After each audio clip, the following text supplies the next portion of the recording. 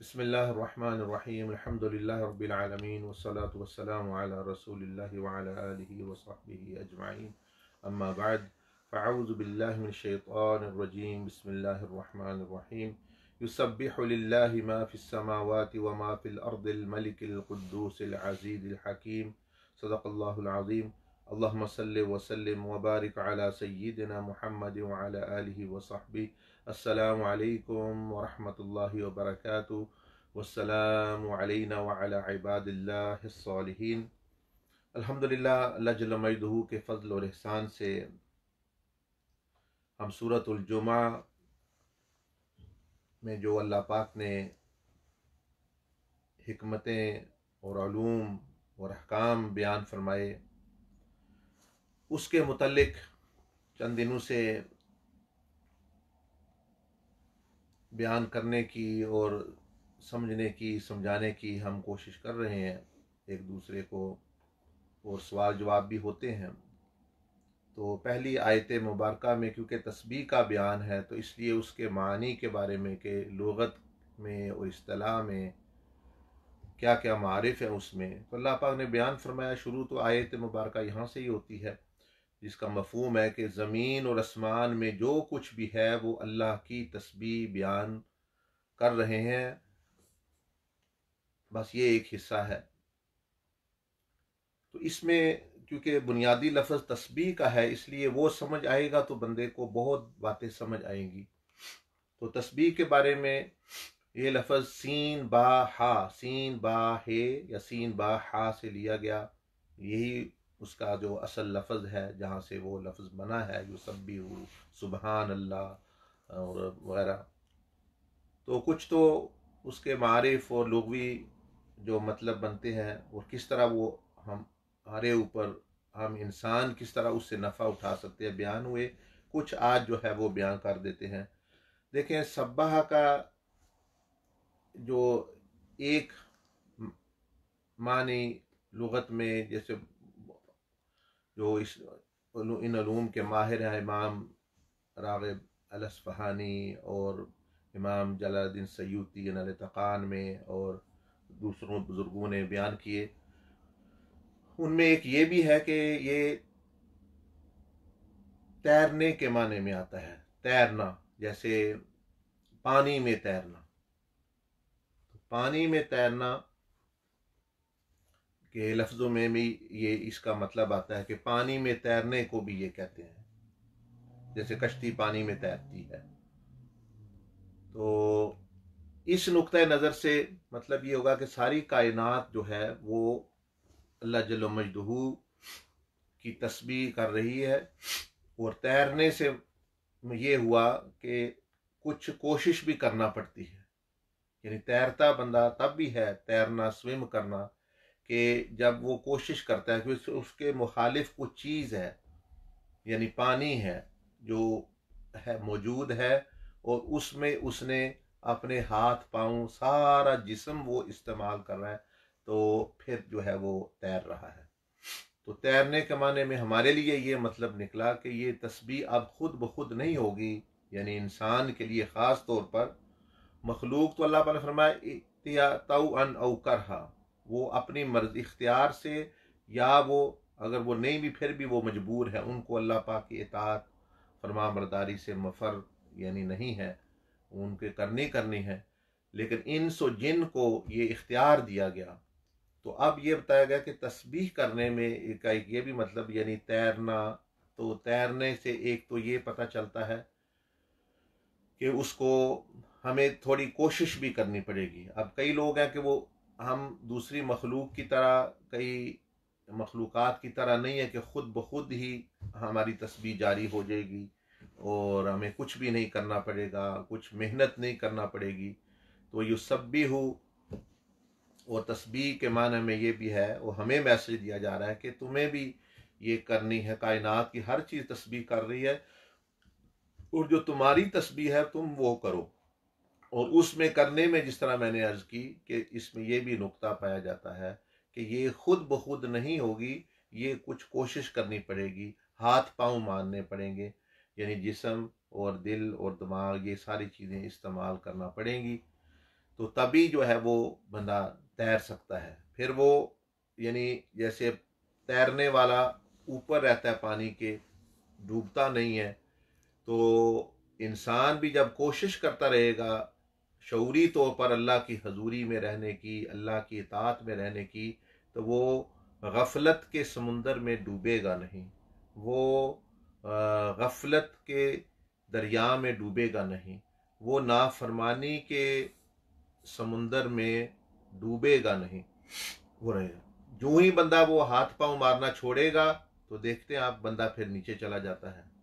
इसी तरह जो बंदा कोशिश छोड़ेगा, तो जब कोशिश छोड़ेगा तो उसके अंदर गफलत आ जाएगी, उसके अंदर सुस्ती आ जाएगी, और उसके अंदर जो है नाफरमानी के आसार पैदा होना शुरू हो जाएंगे। तो ये एक तसलसल के साथ करने वाली, यानी थोड़ी अपने से भी तग और दो कोशिश करने वाली चीज़ है। इसको कहते हैं यानी तैरना, यानी तैरना यानी जैसे स्विम करना, और जो स्विम करते हैं वो जानते हैं कि उनको आत्मा। दूसरा माना इसमें जो ये बयान किया कुरान मजीद में भी इसका बयान है कि ये जैसे फरमाया वकुल्लुन फी फलकिन यस्बहून, अल्लाह पाक ने फरमाया चांद सूरज ज़मीन आसमान के बारे में, ज़मीन के बारे में कि वो अपने अपने दायरे में सफ़र कर रहे हैं, यानी इसको ऑर्बिट करना कह लें, तैरना कह लें। तैरना तो वो हो गया, लेकिन हवा में जो है वो चलना, जैसे सूरज चल रहा है, जैसे चांद चल रहा है, जैसे ज़मीन चल रही है अपने। तो इसमें भी ये बताया गया कि ये हवा में बंदा किसी चीज़ का चलना वो उसी वक्त हो सकता है कि जब वो उसमें ताकत हो, वो भी कुव्वत के साथ चले। जैसे जहाज चढ़ता है तो उसमें अंदर अपनी एक ताकत होती है, सियारे चल रहे हैं तो ये एक ताकत अंदर इनके भी एक ताकत है, वो जो इनको चला रही है और खींच रही है, और ये चीज़ें कर रहे हैं। तो हवा में जिस तरह चांद सूरज ये तस्बीह यानी अपने अपने तैर रहे हैं, तो इंसान को भी ये मैसेज दिया गया कि तुम्हें भी जो है इस कायनात में, यानी तुम भी तैरो, यानी एक मंजिल की तरफ जाओ। और जितनी भी ये चीज़ें ऑर्बिट कर रही हैं, यानी दायरा में चल रही हैं, वो एक दायरे में चल रहती हैं, दायरे से बाहर नहीं निकलती। तो तस्बीह का माना कि तुम भी अपने दायरे में रहो, शरीयत के दायरे में से, तरीक़त के दायरे से, हजूरी के दायरे से बाहर ना निकलो, उस दायरे में रहो। और जैसे ये देखें ना, ज़मीन चल रही है तो उसके जो मरकज़ कश शकल जो है वो सूरज में, सूरज मरकज़ है, वो मरकज़ से जुड़ी हुई है तो वो चल रही है। अगर वो मरकज़ से अपना तल्लक काट ले तो वो आसमानों में फैल गुम हो जाएगी। इसी तरह चांद की जो ज़मीन की ग्रेविटेशनल फोर्स से वो चल रहा है, अगर वो उससे आज़ाद हो जाए तो वो गुमसुम हो जाएगा, ज़मीन गुमसुम हो जाएगी, सियारे गुमसुम हो जाएंगे। तो वो एक दरमियानी मरकज़ है जिसके इर्द गिर्द इस ताकत से उन्होंने तल्लक जोड़ा हुआ है, और वो लेकिन वो नज़र नहीं आता तल्लक। इसी तरह इंसान को चाहिए कि वो जो ज़िंदगी गुजार रहा है, तस्बीह उसके लिए ये है, वो जहाँ भी रहे, वो खाए, वो पिए, वो कारोबार करे, वो इज़्दिवाजी ज़िंदगी में जाए, वो सियासत में जाए, वो बिज़नेस में जाए, वो सैर व तफरीह पे जाए, वो घर में रहे, वो बाहर रहे, वो जंग का ज़माना हो, सुलह का ज़माना हो, बीमारी का हो, सेहत हो, आफियत हो, लेकिन अपने मरकज़ को ना छोड़े, अपने मरकज़ से एक तल्लक रखे। हालांकि वो तल्लक नज़र नहीं आता ज़ाहिरी तौर पर, ज़मीन और सूरज में, चांद और सूरज में ज़ाहिरी तौर पर नहीं, लेकिन एक कशिश है। वो क्या है कि वो नज़र नहीं आ रही। इसी तरह बंदे और रब का ज़ाहिरी रब्त नज़र नहीं आ रहा, लेकिन जिक्र की वजह से, हजूरी की वजह से कि अल्लाह मेरे साथ है, मुझे देख रहा है। तस्बीह ये है कि बंदे का ताल्लुक जो है वो जुड़ा रहे अपने मरकज़ से, वो अपने मरकज़ से हटे नहीं। मरकज़ कौन है? अल्लाह जल्ल मजदूह। तो युसब्बिहु लिल्लाहि, यानी अल्लाह ही के इर्द गिर्द, यानी अल्लाह की तस्बीह के जिस तरह तवाफ़ करने वाला तवाफ़ करता है, तो वो देखे वो अपने मरकज़ से जुड़ा हुआ है, वो काबे से दूर नहीं होता, वो अपने दायरे के अंदर रहने की कोशिश करता है, तो वो उसकी इबादत गिनी जाती है। इसी तरह कायनात भी। तो हम भी जहाँ भी रहें, जो काम भी कर रहे हों, ये लेकिन ये याद रखें कि मरकज़ हुजूरी यानी इबादत वो अल्लाह की है, और जो काम भी कर रहे हों नबी अलैहिस्सलाम मरकज़ में हों, कि उनके तरीके, उनके शरीयत, उनकी सुन्नत का जो दायरा है उससे बाहर ना निकलें, और हुजूर अलैहिस्सलाम की मोहब्बत मरकज़ हो, अल्लाह की मोहब्बत मरकज़ हो, अल्लाह की इताअत मरकज़ हो।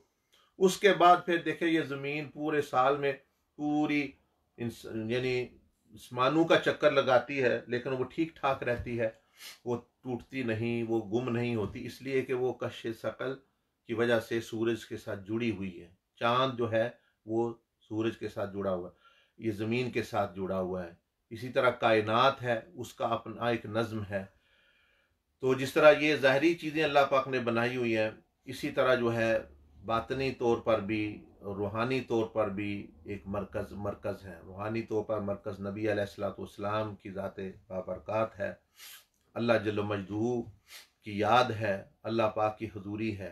तो तस्बीह का ये भी है कि जिस तरह सूरज यासीन में आता है कुल्लुन फी फलकिन यस्बहून, जिस तरह ये सूरज सितारे ये सारे अपने अपने दायरे में चल रहे हैं, तो इंसान को भी अल्लाह पाक ने एक दायरा दिया है, जिसको शरीयत मोहम्मदिया, जिसको सुन्नत मोहम्मदिया, जिसको तौहीद, जिसको रिसालत और अकीदा आखरत यानी आखरत से जुड़ा रहना, और अल्लाह पाक की हजूरी में अपना रहना, और इस तरह सारे आप कायनात में फिरते फिरते रहें, काम करते रहें, काज करते रहें, खाएं पिएं, आपका तल्लक उसी दायरे से यानी उसी दायरे में रहेंगे, तो वही तस्बीह है, वो आपकी तस्बीह ही है, वो अमली तौर पर जो है।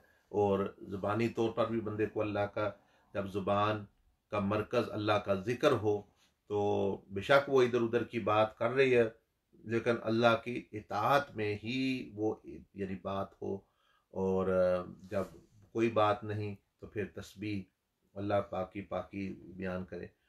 तो इसलिए इसको तैरने के माने में भी यानी लिया गया है, यानी सबाहा और यानी सीन बा हाल जो मादा है, और साथ ही हवा में तैरना, ये भी हवा में चलना, इसका भी जो लिया गया, और साथ ही जो है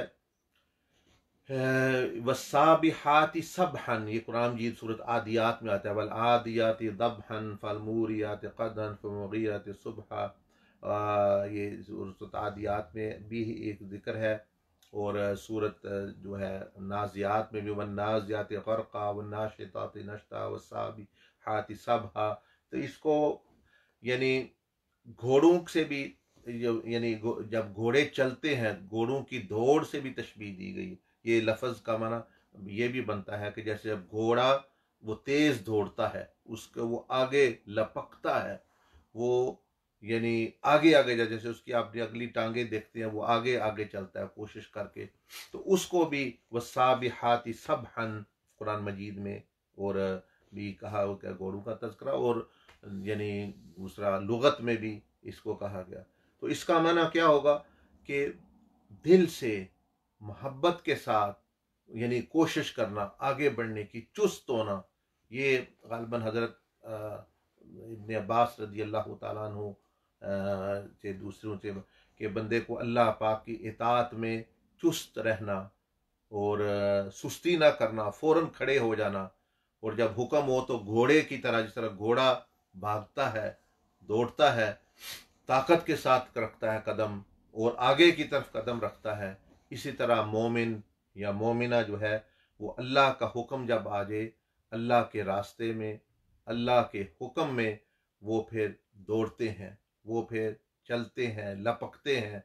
उनका यानी दिल से जाना, दिल का लपकना और दिल करना, यानी मतलब क्या कि मोहब्बत के साथ अल्लाह की इताअत में बिल्कुल तैयार रहना, और सुस्ती ना करना, और चुस्त रहना, और नमाज हो, रोज़ा हो, ज़िक्र हो, जिहाद हो, तस्बीहात हो, जो भी है, तो ऐसे कि भाई ये बंदा मिशन पे आया हुआ है, ये जैसे घोड़ा दौड़ रहा है तो वो आगे से आगे है। तो मोमिन अल्लाह की इताअत में ऐसे होता है, सुस्ती नहीं उसमें यानी अपना आनी चाहिए। तो तस्बीह में ये भी मतलब शामिल है कि दौड़ना, लपकना, अल्लाह के अलर्ट रहना, प्रोएक्टिव रहना, और सुस्ती ना करना। नमाज का वक्त है तो फौरन नमाज की तरफ ज़कात का वक्त है फ़ौरन ज़कात, रोज़े का वक्त है तो रोज़ा रखना, इताअत का वक्त है, हुक्म है इधर से आँख इधर से नहीं देखना तो ना देखना, यानी फ़ौरन। तो ये कुरान, ये भी शैतान का एक बहुत बड़ा हमला होता है कि जो वो कहता है अच्छा कल कर लेना, परसों कर लेना, फिर कर लेंगे, बाद में हो जाएगा, ये हो जाएगा। बस वो टाइम शैतान बंदे से बाय करके और उसको फिर वो भटका देता है। तो इसलिए जो है सोते वक्त मिसाल के तौर पर हज़रत अलैहिस्सलाम के बारे में आता है कि आप जब फजर के वक्त उठते तो फ़ौरन उठ के बैठ जाते और आपने दुआ पढ़ते हूँ। ये नहीं कि मिसाल तो हम बाज़ दफ़ा नींद अलार्म भी लगा है, जाग भी आ गई है, अलार्म भी बज गया है, अच्छा अभी उठते हैं, 5 मिनट और बैठ लें, 2 मिनट और ले लें, 3 मिनट और ले लें। वो हो सकता है जमात ही चली जाए, हो सकता है नमाज ही, हो सकता है फिर नींद गालिब आ जाए। तो कुरान मजीद में भी है फ़फ़िर्रू इलल्लाह, कि अल्लाह की तरफ जो है जाने में जल्दी करनी चाहिए। और इसमें यानी बंदे को कुव्वत के साथ, और ये तो ये भी तस्बीह वस्साबिहाति सबहन कुरान मजीद में आया है, और लुगत में भी इसका ये भी एक माना है कि अल्लाह जैसे कायनात आप देख रहे हैं कि अपने अपने वक्त पे वो काम कर रही है, सूरज है, चाँद है, दूसरी चीज़ें हैं, मखलूक़ात हैं, वो अपना अपना निज़ाम जो है वो अपना चाह रहे हैं। और अल्लाह पाक ने कुरान मजीद में फरमाया सब्बिहूहु बुकरतन व असीला, कि इसके लिए सुबह शाम बंदे को जो है इस तरह तस्बीह करने की, इस तरह चुस्त रहने की, इस तरह इताअत में रहने की, और इस तरह यानी वही यानी सब्बिहूहु, वही सुबह शाम, जिस तरह बंदा मुहावरतन भी कहते हैं कि भाई सुबह शाम एक ये वही काम, वही सुबह शाम यानी दिन रात, वही मकसद जो है वो बंदे का यही होना चाहिए सबसे बड़ा, क्योंकि बाकी चीज़ें ख़त्म हो जाने वाली हैं, उसने आपके साथ नहीं रहना, वो एक ढलते साए हैं, वो ख़त्म हो जाने हैं। और इसका मतलब एक ये भी पाया जाता है, मुफस्सिरीन ने फरमाया जैसे है सूरत मुज़म्मिल में, इन्ना लका फिन्नहारी सबहन तवीला। तो इमाम जलालुद्दीन सयूती और दूसरे बुजुर्गों ने इसमें ये भी फरमाया कि यहाँ जो सबहन का मतलब एक ये भी है कि जल्द, यानी यानी जल्दी करना अल्लाह के हुक्म में। तो तस्बीह में ये शामिल है कि जब अल्लाह की इबादत है, अल्लाह की इताअत है, तो फिर जो है जल्दी करना, जल्दी से मुराद ये कि सुस्ती ना करना, सुस्ती वही जो माना। और हज़रत इब्ने अब्बास रज़ी अल्लाह तआला अन्हु ने ये भी उन्होंने फिर ये सारी चीज़ें बयान करके, तो मतलब ये है कि अल्लाह जब उन्होंने जो फरमाया कि भाई लोग जो कुछ भी अल्लाह के बारे में गलत सलत कहते हैं, दूसरे फ़िरक़ों वाले, दूसरे अदियान वाले, जो अल्लाह के निस्बत कोई ऐसी बात करते हैं जिसमें ऐब हो, जिसमें नक्स हो, तो अल्लाह पाक उन तमाम चीज़ों से पाक है, दूर है। तो यानी ये तस्बीह, तो अल्लाह पाक तो पाक है, तो लेकिन हमारे लिए उसमें क्या पैगाम मिलता है, वो क्या सबक मिलता है तस्बीह में, कि वो ये चीज़ें मिलती हैं जो मैंने आपसे चंद चीज़ें जो है वो अर्ज़ भी की। तो ये तस्बीह में ये सारी चीज़ें शामिल हैं। देखिए हज़रत यूनुस अलैहिस्सलाम ने फरमाया अल्लाह पाक ने फरमाया कि ला, उन्होंने जो दुआ पढ़ी, ला इलाहा इल्ला अंता सुबहानक, ए अल्लाह तेरे सिवा कोई माबूद नहीं, वो माबूद बरहक नहीं, इल्ला अंता अंता सुबहानक, तू पाक है हर ऐब से, हर इज से, हर नक्स से, तू पाक है। इन्नी कुन्तु मिनज़ ज़ालिमीन, अपनी आजिज़ी इंकसारी का इजहार किया। और अल्लाह मतलब क्या कि ये जो सुबहान अल्लाह तस्बीह उस वक्त ही फ़ायदा देती है जब बंदा कह रहा है कि या अल्लाह तू पाक है, अपने आप को आप पाकी अपने खुद ना बयान करे, अपने आप उसने मैं सबसे गंदा हूँ, मैं सबसे छोटा हूँ, मैं सबसे नापाक हूँ। तो जब ये समझता है कि अल्लाह मैं सबसे नापाक और तू पाक है, तो इससे फिर जो है बंदे को भी पाकी, तकब्बर और इन चीज़ों से वो मिलना शुरू। तो सुबहान अल्लाह पढ़ने का भी फ़ायदा तभी है जब वो समझे कि अल्लाह पाक है और मैं नहीं हूँ। इन्नी कुन्तु मिनज़ ज़ालिमीन, यानी यूनुस अलैहिस्सलाम ने अपनी वो आजज़ी इंकसारी का इजहार कर रहे हैं। हालांकि देखें हमारे लिए ये बहुत बड़ा सबक है। अम्बिया अलैहिस्सलाम तो है ही मासूम, उनमें तो नापाकी का शाइबा नहीं, उनमें तो गुनाह का शाइबा नहीं, उनमें नाफरमानी का ये कोई शाइबा ही नहीं, वो मासूम है।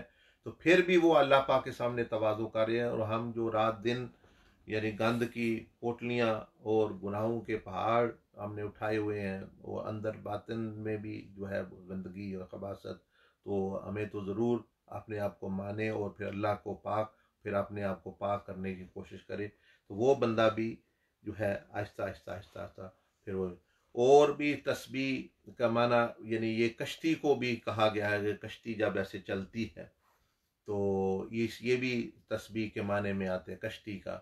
तो कश्ती, जिस तरह कश्ती में बंदा बैठ जाता है तो वो हिफाजत में आ जाता है, वो डूबता नहीं है। इसी तरह जो बंदा अल्लाह की तस्बीह में होता है वो गोया कश्ती में बैठा हुआ है, वो शैतानी हमलों से बचा होता है। नबी अलैहिस्सलाम ने फरमाया कि शैतान जब बंदे से दिल से दूर रहता है, जब देखता रहे, जब बंदा गाफिल हो जाए अल्लाह के जिक्र से, अल्लाह की याद से, तो फिर वो अपना काम शुरू कर, लेकिन जब तक अल्लाह की याद में है तो शैतान जो है वो उससे दूर रहता है। तो ये तस्बीह को कश्ती भी, अरबी में कश्ती से भी तशबीह दी गई कि कश्ती जैसे पानी में चलती है।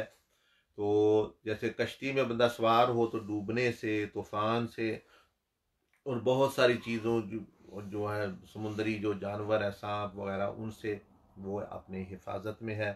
तो जो अल्लाह की तस्बीह कर रहा है वो अल्लाह के अजाब से, जैसे देखे ना यूनुस अलैहिस्सलाम के बारे में अल्लाह पाक फरमाता है फलौला इन कान मिनल मुसब्बिहीन ललबिसा फी बत्निही इला यौमि युबअस। अगर वो तस्बीह करने वालों में ना होते, अगर वो तस्बीह ना करते, अल्लाह की पाकी और अल्लाह की मदद ना आती, तो वो क़यामत तक जो है वो उसी मछली के पेट में अल्लाह पाक ने फरमाया रहता है। अगर वो अपनी तगो दो अल्लाह पाक के सामने अपने आजिज़ी इनकिसारी का इजहार ना करते, तो वो मछली भी उनके लिए एक किस्म की कश्ती बन गई।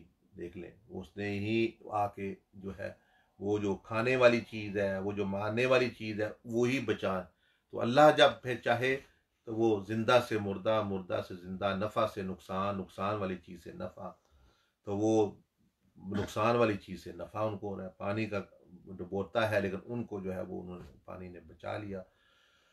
तो इस तरह जो है यानी कश्ती की भी इसमें मिसाल दी गई कि जो गोया बंदा अल्लाह के ज़िक्र में, अल्लाह की इताअत में और अल्लाह की तस्बीह में है, वो गोया हिफाजत की कश्ती में है, गफलत के समुंदर से, शैतानों से और बहुत सारे गुनाहों से वो बचा हुआ है। तो अल्लाह जल्ल तो ये है यानी तस्बीह का माना, कुछ मानी और कुछ पे जो है उसकी जो इशारात इसको कहते हैं भाई मिलते हैं कि हमने क्या, हमारे लिए क्या मैसेज है। तो हमें अल्लाह पाक गोया ये हमारी तरफ से, हमारी तरफ जो इशारा किया जा रहा है कि बंदो, कायनात तो ये कर रही है, तुम भी तस्बीह जो है वो करो। और फिर आगे और है, आगे फिर शुरू होते हैं, तीसरा लफ्ज़ आता है लिल्लाही मा फिस समावाती व मा फिल अर्द। वो इंशाल्लाह फिर जो है उसके बारे में गुफ्तगू करेंगे। अब जो है अगर किसी के पास कोई सवाल है, कोई बात पूछने वाली है, तो वो आप ज़रूर पूछ लीजिए। किसी ने कल सवाल किया हुआ था कि ये जो बच्चे हैं ये फ़ोन और ये चीज़ें इनके साथ वो मशगूल रहते हैं, तो भाई इनके साथ क्या किया जाए। तो देखिए उसका एक हल तो ये है कि फ़ोन या टैबलेट या कंप्यूटर ये कोई ज़ाते ख़ुद कोई बुरी चीज़ नहीं है, इनके इस्तेमाल से ही बुरा बंदा बनता है या अच्छा भी, अच्छे तरीके से भी कर सकते हैं। पहले तो ये है कि उनको उनका टाइम टेबल हो, भाई ये वक्त खाने का है, ये खेलने का है, ये पढ़ने का है, ये ट्यूशन का है, तो उससे तो वो बंदा फजूल चीज़ों से यानी बचा हुआ खुद होता है। स्कूल चले गए वगैरह वगैरह, अब तो बंद है लेकिन आम मामूल की बात कर रहा हूँ। उसके बाद उसको तो उन्होंने छोड़ना नहीं, तो उसका ये हल है कि उनको मुस्बत इस्तेमाल यानी अच्छे इस्तेमाल की तरफ जो है वो लगा दे, वही चीज़ वो इस्तेमाल करें। और जो वो गेम या इस तरह की चीज़ें खेलना चाहते हैं, ज़्यादा कोशिश करें जहां आप बैठे हैं उसी कमरे में या उसी के लगभग बैठ के वो करें, ताकि जो है वो उनको अभी अपनी मर्ज़ी की कोई गेम खेलनी है, कोई चीज़ देखनी है, हम आधा घंटा 40-45 मिनट आप उसके लिए, बाकी उनको वहाँ से कुरान के अलूम, ये वीडियोज़ ये देखें, ये फेसबुक चीज़ें, ये भी अभी जो पैगाम पहुंच रहा है, और भी बच्चों के लिए कितने, तो वो भी सारे उस पे हैं। तो उसका मुस्बत इस्तेमाल भी, और उनको भी जायज़ अपनी मर्ज़ी के मुताबिक इस्तेमाल करने दिया जाए, लेकिन नुक्ता ये है थोड़ी निगहबानी भी रखी जाए, यानी नज़र भी रखी जाए कि वो क्या कर रहे हैं, ताकि शैतान उनको भटका ना दे। बच्चे बच्चे होते हैं। जी, एक सवाल है फ्रॉम यूट्यूब फ्रॉम सादिक मुफ्ती सादिक मदनी साहब। सूरत अल-असर में आमनु व अमिल सालिहात में सब्र और हक जब आ गई तो दोबारा क्यों वतवासौ बिल हक वतवासौ बिस सब्र फरमाया? हाँ, वो इसलिए कि सूरत असर में देखें 4 चीज़ों का बयान है। इल्लल्लाज़ीना आमनु के ईमान लेके आओ, ईमान लाना, ईमान यानी बंदे का अकीदा दुरुस्त होना। वह आमिलुस्सालिह के बंदा फिर वो जो ईमान का तकाजा है, जिस हस्ती पर ईमान लेके आया है उसके हुक्मों पर अमल भी करे। अब आगे जो बयान किया गया है वतवासौ बिल हक़्क़ि वतवासौ बिस सब्र, वो खुद अमल के लिए नहीं है। वो अब बताया गया कि अब दूसरों को पैगाम देना है। तो खुद ईमान लाना, अमल करना अलग चीज़ है, और दूसरों को बताना वो अलग चीज़ है। तो वहाँ वो इसलिए दूसरों को बताया गया। और वतवासौ बिल हक़्क़ि वतवासौ बिस सब्र, इससे हक से मुराद तो हक बात की तलकीन है, और वतवासौ बिस सब्र, सब्र यहाँ रुकने के माने में इस्तेमाल हुआ है। एक तफसीर इसकी ये है कि रुकने के माने में, एक रोकने यानी रोके, यानी किससे, इसे आई नही अनिल मुनकर, वतवासौ बिल हक़ आई अमर बिल मारूफ। वतवासौ बिल हक़ से मुराद अमर के नेकी का हुक्म, और वतवासौ बिस सब्र आई मुराद क्या, व नही अनिल मुनकर, अनमुनकर के यानी बुराई से रोकना। तो जैसे अमर बिल कहते भाई खुद भी ईमान ले आओ और अमाले सालिहा भी करो, नेकी का हुक्म दो, बुराई से जो है वो रोको। तो ये यानी बयान किया गया। Question from Facebook from my sister. हज़रत साहब अल्लाह के क़ुर्ब की तरफ सफ़र पे किसी तरह इस्तिक़ामत पर चल सकते हैं, क्योंकि जब लगता है कि अब हम अल्लाह के हज़ूरी में रहने लगे हैं, गुनाहों से भी बच रहे हैं, तब नफ्स इस तरह हमला करता है कि हम डगमगा जाते हैं। ऐसा क्यों? ऐसा कौन सा अमल है कि हम इस्तिक़ामत से अल्लाह की रज़ा की तरफ चल सकें और आजिज़ी में इस सफ़र पे चलें? बिल्कुल, आप इस्तिक़ामत के साथ चल सकते हैं। इस्तिक़ामत का माना होता है कि तसलसल के साथ कोई चीज़ करना। तो एक तो अम्बिया की अलैहिमुस्सलाम की इस्तिक़ामत होती है कि वो गुनाह से मासूम है। दूसरे इंसानों में वो तो नहीं। नबी अलैहिस्सलातु वस्सलाम ने फरमाया कुल्लु बनी आदम खता, कि हर आदम का बेटा या आदम की औलाद जो है बनी आदम, वो खता कार यानी खता उनसे होगी। जाहिर है इससे मुराद आम इंसान, अम्बिया अलैहिस्सलाम तो मासूम होते हैं, उनके अपने दर्जे के मामलात होते हैं। तो हमारे पास तो वो इस्मत नहीं है। तो इसका मतलब क्या कि दो तरह की, यानी हमारी इस्तिक़ामत ना अम्बिया वाली हो सकती है, ना फरिश्तों वाली हो सकती है। हमारी इस्तिक़ामत मोमिनीन मुत्तकीन गुनाहगारों वाली हो सकती है। वो क्या, एक बंदा अल्लाह की राह में चल रहा है तो इस्तिक़ामत यह है कि वो अपना कर रहा है। अब शैतान का हमला हो गया, नफ्स का हमला हो गया, तो अब इस्तिक़ामत यह है कि जब भी उसको पता चल जाए हमला हो गया, मैं अंडर अटैक हूँ, तो वो फ़ौरन वो बंदा या बंदी खड़ी हो जाए, वो खड़ा हो जाए, तौबा के स्प्रिंग इस्तेमाल करके, तौबा की ताकत इस्तेमाल करके दोबारा आ जाए। तो तसलसल के साथ तौबा करना ये भी इस्तिक़ामत है। तसलसल के साथ इस्तिक़ामत कहते हैं ना, मुसलसल करना कोई चीज़, तो तौबा भी इस्तिक़ामत के साथ, यानी इताअत भी जारी है, तौबा भी जारी है। तो अगर इताअत कर रहा है तो वो तो वैसे ही अल्लाह की तरफ जा रहा है। अगर तौबा कर रहा है तो तौबा भी एक नेक अमल है। तो बीच में वो फिर जो गलती मलती है वो कवर हो जाती है। तो इसलिए अम्बिया अलैहिस्सलाम वाली इस्तकामत ना हमें अल्लाह पाक ने जो है हमसे तवक्को रखता है, ना हम में वो आ सकती है। हम कोशिश कर सकते हैं, और जब नफ्स व शैतान का हमला हो जाए, जो ही पता चल जाए, बस अल्लाह की मदद मांग के तौबा करके खड़े हो जाए। यही मेरी और आपकी इस्तकामत है।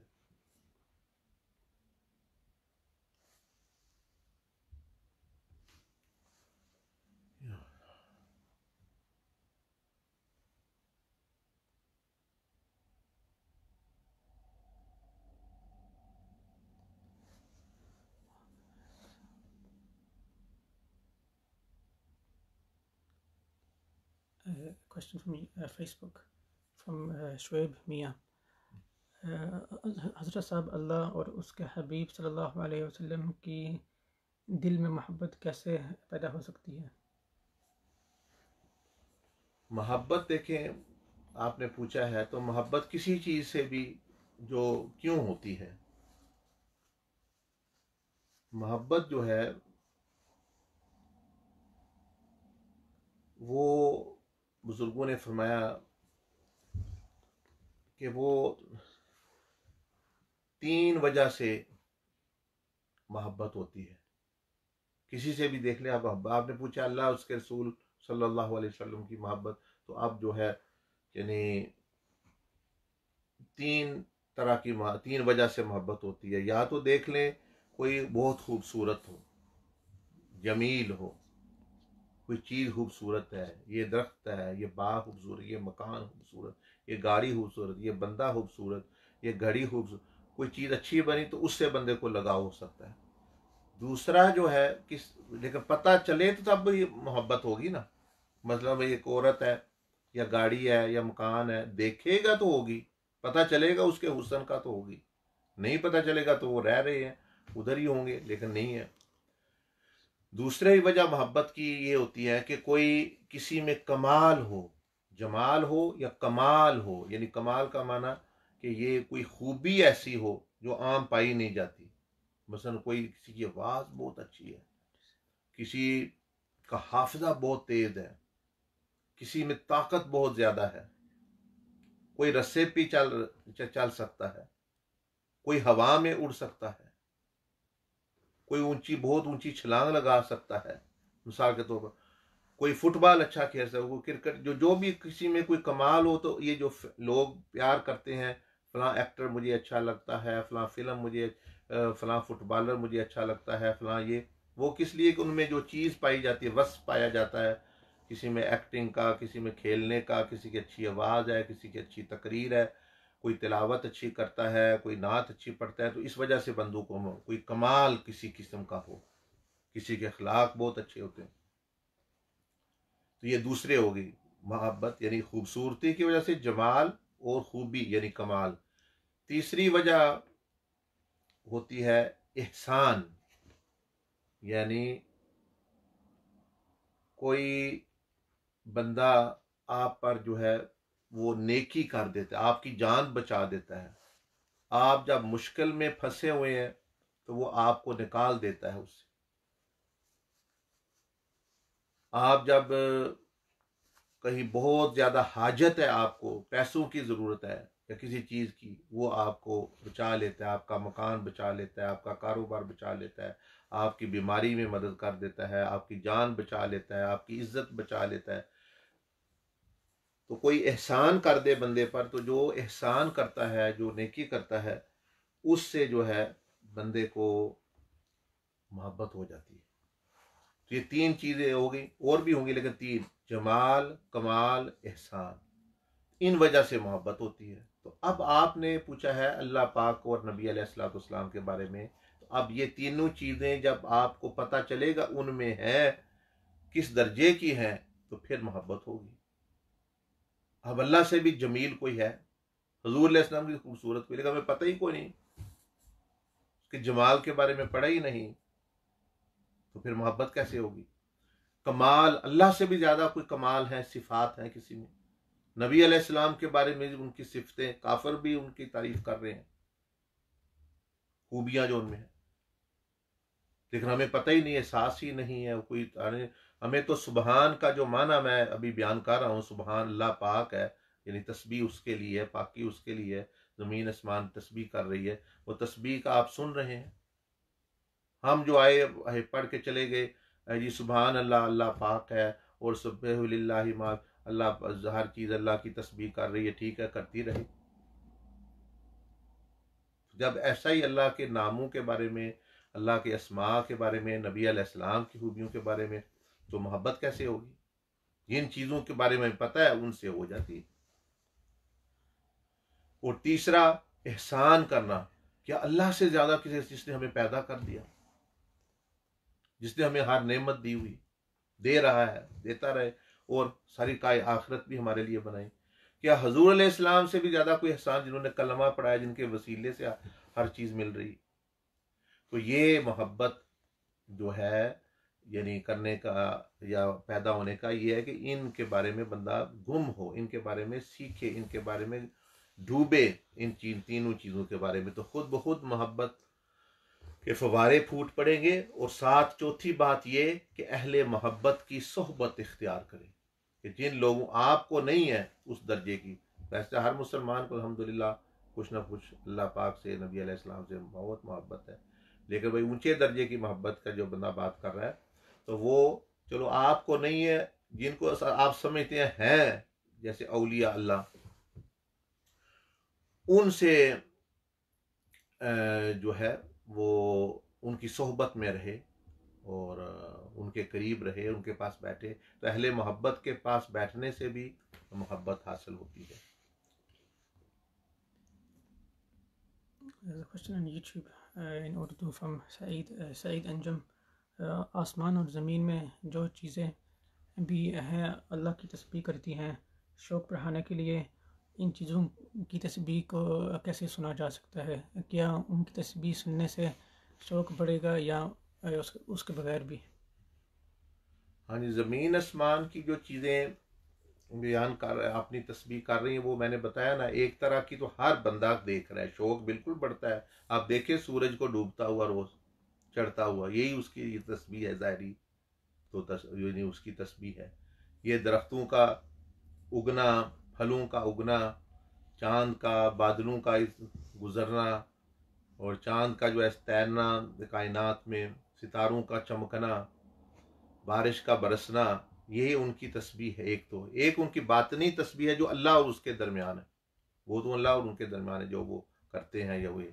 तो एक तस्बीह आप देख रहे हैं, शौक बिल्कुल। अल्लाह पाक ने फरमाया ज़मीन आसमान में गौर करो, अलम तरा अन्ना अल्लाह युसब्बिहु लहू मा फिस समावाति, देखते नहीं ज़मीन आसमान जो चीज़ है किस तरह वो अल्लाह पाक की इताअत फरमा बरदारी तस्बीह कर रही है। वहाँ से भी शौक पैदा करो, और इंसानों का जिक्र सुनो, इंसान थोड़ा जिक्र कर रहे हैं, तो यानी वो बहुत सारे ज़ाकिरीन हैं, उनका जिक्र, तस्बीह, इताअत, अहले इताअत की इताअत देखना, औलिया अल्लाह की सोहबत, उन औलिया अल्लाह का, अल्लाह पाक से मोहब्बत, अल्लाह पाक की इताअत, फिर अल्लाह का उनके लिए कराम देखना, तो ये तमाम चीज़ें जो है यानी ये बंदे को जो है वो शौक दिलाती हैं।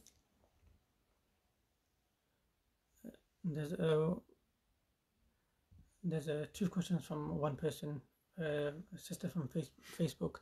Can you share a dua for the opening for marriage, inshallah, or should one just accept marriage may not be written? Second question, if your prayers are not answered, is this a form of punishment? Sorry, what is the second question? Second question, if your prayers are not answered, is this a form of punishment? The marriage, you see, one is the knowledge of Allah subhanahu wa ta'ala. Everything is in the knowledge of Allah subhanahu wa ta'ala. Sins, good deeds, whatever we will do. But how does that mean we should do sins? That is the knowledge of Allah subhanahu wa ta'ala. What Allah wants us to do, He has revealed in the Quran. So don't be confused. One is qadr, taqdeer, which we say, is the knowledge of Allah. It has nothing to do with our choices. what Allah wants us to choose, He has revealed in the Quran, written in black and white. Marry good people. Al-khabithatu lil-khabithin wa tayyibatu lit-tayyibin. Fankihu, do nikah with such a such person. Rasulullah sallallahu alaihi wasallam said, people marry often for four things: for beauty, for wealth, for social status, and for deen. You choose, you should marry based upon deen and akhlaq. If it was matter that it is, we should just sit and accept, then what would be the meaning of this hadith? What would be the meaning of istikhara? So don't be confused and don't meaning do unwise things in marriage. Now, for example, you know, I know very well that Allah subhanahu wa ta'ala gave, which the Prophet ﷺ mentioned to us, the power, the choice to say Qabool or not Qabool to whom? Boy and girl, man or women. Even parents cannot force. Even Rasulullah sallallahu alaihi wasallam said, I do not force you. You have the choice. So very simple fact that when you have the choice to say accept or not accept Qabool, then how can you say actually just actually accept? Then there should be instruction, okay, whatever is written, you don't need to do anything. Just sit like a dummy there and actually accept everything. So this is completely un-Islamic ideology, which some people by mistake they understand. One is the knowledge of Allah Jalla Majduhu, and one is what Allah has said where we should do and we should do. And in that regard, Allah Azza wa Jalla has given us choice. And in that choice regarding marriage, we should look, firstly, we should pray istikhara, ask Allah subhanahu wa ta'ala for guidance, that He may guide us if this person is better or not for. Secondly, we should do mashwara with the people of wisdom, elderly people. Thirdly, we should think ourselves, is this person, as Prophet Islam mentioned, their akhlaq, their moral, not looking at their rich or poor or whatever. That is another preference. That is different preference you see after. Firstly, you look, is this person have humanistic values as a person, as a good person? How does he control his temper? What type of values he has in life, etc., etc. After that, also look how physically they look. So if both are acceptable, alhamdulillah. If not, then one can look for another. So don't get into this ideology and don't let anyone blackmail you कि रिश्ते आसमानों पे बनते हैं. If Allah does, Allah subhanahu, yes, there are some nikahs, some things which Allah subhanahu wa ta'ala has chosen. Al-Mu'mineen, our mother, our blessed mother, Sayyida Aisha Siddiqa radiyallahu anha, she was chosen by Allah subhanahu wa ta'ala to be the wife of the Prophet alayhi salatu wasalam. Sayyida Kainat, Sayyida Fatima al-Zahra, there. Sayyida Zainab radiyallahu anha, Prophet Islam had so many wives. Only Sayyida Aisha, Sayyida Zainab, Sayyida Zainab radiyallahu anha, Al-Mu'mineen, Sayyida Zainab nikah was done by the command of Allah subhanahu wa ta'ala. Others, you have choice, fully choice. Think, reflect, and actually take into consideration what parents are saying, what elderly people are saying. Don't just go on a solo journey because we don't have all the wisdom. And what was the second question? If your prayers are not answered, it is a form of punishment. If your prayers are not answered, then you should understand what actually is the meaning if of prayers, the acceptance of prayers. Because the acceptance of prayers, if you don't get, basically you are saying if you don't get the thing you ask, no, that doesn't mean your prayer are not answered. Prophet ﷺ mentioned in different hadith that prayers are answered in different way. One way is that Allah will give you, asked for, let's say, a car, you get a car. Number two, Allah subhanahu wa ta'ala says, not now, I will give you later on, not yet. Number 3, he said, I've got something good for you, better for you. Allah does not, he might give you another thing which is better than the car. 4, a problem, an affliction was to befall you. Allah subhanahu says, if this person have this blessing, when this affliction comes, he will even lose this blessing or the pleasure of this blessing. Then actually that affliction, that musibah is taken away and we even do not know. And 5thly, sometimes Allah subhanahu wa ta'ala, because He's all knowing, He knows what's happening in dunya, what will happen in akhirah. So in that regard, when in Allah, knowledge of Allah Jalla Majduhu, that this person will need certain things, certain help in the grave, barzakh, or on the Day of Judgment. Day of Judgment is not only actually 1, 3, 5 or 24 hours, it is 50,000 years. So this person will need somewhere. So Allah Azza wa Jal stores the reward for that.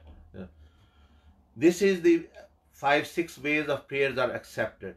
Now, if they are not accepted, because of person asking something which is unlawful to ask, or person rizq is haram, or the person doesn't have the right adab, then it's a different matter. But it's not punishment as such. Just a comment from Ahmed Ali on Facebook. Can you make dua for me to get my iman strong? Inshallah we will do. Everyone needs strong iman. I will do dua, you do dawa, meaning will do dua, you adopt the means actually to make the iman stronger.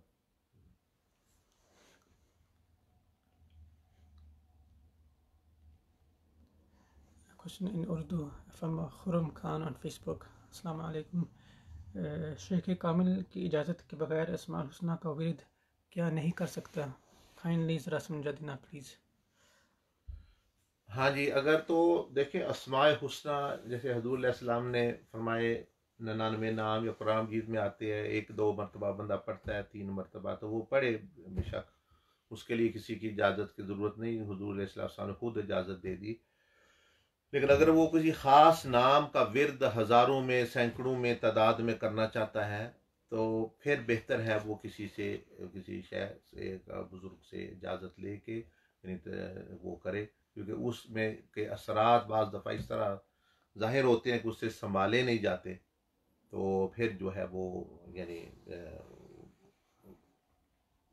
बाज़ दफ़ा जो है वो बंदा संभाल जैसे बहुत कुछ खा लिया बंदे ने, एक बहुत ताकतवर चीज़ खा ली, अब वो उसका लिए जिस्म के लिए जो है बर्दाश्त करना मुश्किल होता है. तो अल्लाह के नाम में तो कोई नुक्स नहीं होता, हमारे अहवाल में वो यानी बाज़ दफ़ा बर्दाश्त की ताकत नहीं होती.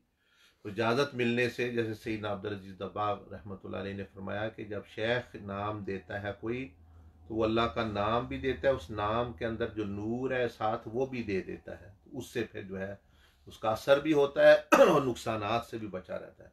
तो ये चीज़ है. तो वैसे पढ़ सकते हैं, पढ़ें, शौक से पढ़ें, सुबह शाम पढ़ें, लेकिन जो है अगर एक ही नाम का विर्द जैसे किसी अमल के तौर पर या हज़ारों की तादाद में करना हो तो फिर वो इजाज़त ले ले, यही बेहतर है उसके लिए. Question from YouTube from Khalid Siku. दुनिया से बेरग़बती कैसे हासिल हो? दुनिया से बेरग़बती देखें तज़किया से हासिल होती है. तो बेरग़बती का माना है कभी कशिश है, एक बंदे को मोहब्बत है दुनिया से, अब वो चाहता है कि मुझसे बेरग़बती निकले और ये कशिश मेरी ख़त्म हो और अल्लाह के और उसके रसूल की मोहब्बत आ जाए. तो उसके लिए यानी तज़किया का कोर्स है, हम कराते हैं. अगर आप वाक़यातन सीरियस हैं, ये करना चाहते हैं तो वो आप कर लें, वो प्यूरिफिकेशन. फिर आपको उस तज़किया के बाद उसके बाद फिर आखिरत का जहां का यकीन इतना गोया दिखा दिया जाती है आपको आखिरत सामने, वो इतनी खूबसूरत और इतना खूबसूरत जहां. फिर जब बंदा आला चीज़ पर यकीन और गोया वो देखे जैसा हो जाता है तो फिर इसकी अहमियत वैसे ही ख़त्म हो जाती है। जैसे मसलन ये देखें, नए मॉडल की गाड़ी आती है, पिछले मॉडल की अहमियत ख़त्म हो जाती है, बेरग़बती हो जाती है।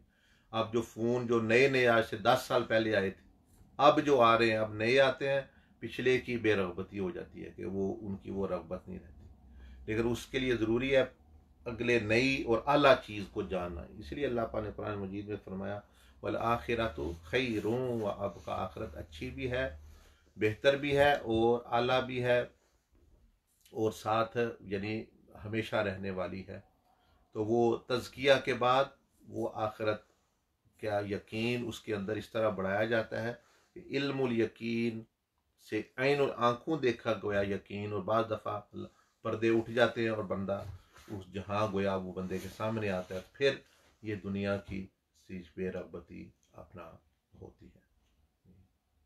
तो तरीका सीखें। आप जहाँ जिस मुल्क में रह रहे हैं वहाँ हमारे साथी और मुख्तलिफ लोग हैं, आप ये चीज़ सीख सकते हैं।